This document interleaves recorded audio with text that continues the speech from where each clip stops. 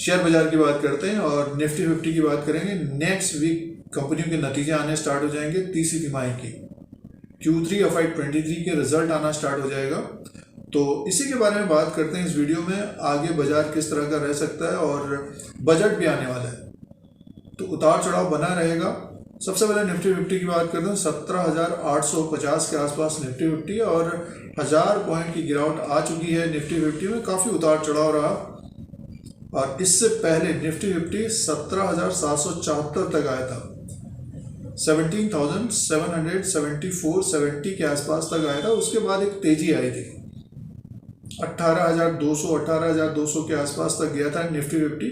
उसके बाद फिर से एक तरह से मुनाफा वसूली देखने को मिली है। टेक्निकली एक तरह से देखिए, जो पहली गिरावट आई थी तो उसी के आसपास निफ्टी 50 आ गया है। तो 17,770 17,700 को अगर होल्ड कर जाता है तो निफ्टी में एक बड़ी तेजी देखने को मिल सकती है और ये मंडे से स्टार्ट हो सकता है, क्योंकि नतीजे आने वाले हैं और जो आईटी सेक्टर के जो बड़ी कंपनियां हैं उनके नतीजे नेक्स्ट वीक आने वाले हैं। तो चैनल पर अगर आप पहली बार वीडियो देख रहे हैं तो सब्सक्राइब और लाइक का बटन दबाएं। तो नेक्स्ट वीक इम्पोर्टेंट रहेगा बाजार के लिए भी, और आईटी सेक्टर में जिन्होंने निवेश किया है, जैसे कि टीसीएस एक बड़ी कंपनी है, एक जाइंट कंपनी है, और 9 जनवरी 2023 को टीसीएस के नतीजे आएंगे तीसरी तिमाही की Q3 FY23 के, और साथ में डिविडेंड का भी अनाउंसमेंट हो सकता है। शेयर प्राइस की बात करते हैं तो देखिए अपने 52 लो के आसपास कारोबार कर रहा है। जो प्रीव्यू है तो प्रॉफिट बढ़ता हुआ नजर आ सकता है और रेवेन्यू भी बढ़ता हुआ नजर आ सकता है, और अगर जो एस्टिमेट है उससे ज़्यादा अगर रेवेन्यू आता है तो स्टॉक में एक तेजी मिल सकती है। बट ये कि ऊपर की तरफ मुनाफा वसूली भी देखने को मिल सकती है। तो जिनके पास टीसीएस है तो 9 जनवरी 2023 इंपॉर्टेंट डे रहेगा शेयर होल्डर्स के लिए भी और कंपनी के लिए भी। साथ में डिविडेंड का अनाउंसमेंट हो सकता है। इसी तरह से इन्फोसिस के भी नतीजे आने वाले हैं 12 जनवरी 2023 को, और साथ में डिविडेंड का भी अनाउंसमेंट हो सकता है। और स्टॉक प्राइस देखिए एक रेंज में घूम रहा है। थोड़ी बहुत तेजी आई थी, स्टॉक ऊपर की तरफ गया था 1600 के आसपास। उसके बाद फिर से एक तरह से प्रॉफिट बुकिंग देखने को मिल रही है, और नतीजों से पहले थोड़ी बहुत गिरावट भी आई है और मार्केट में भी गिरावट आई है, बाजार में भी गिरावट आई है। निफ्टी 50 देखिए 1000 पॉइंट गिरा है, तो इन्फोसिस का स्टॉक थोड़ा मजबूती दिखा रहा था, थोड़ा बहुत ऊपर की तरफ गया था, फिर से एक तरह से नीचे की तरफ आ गया।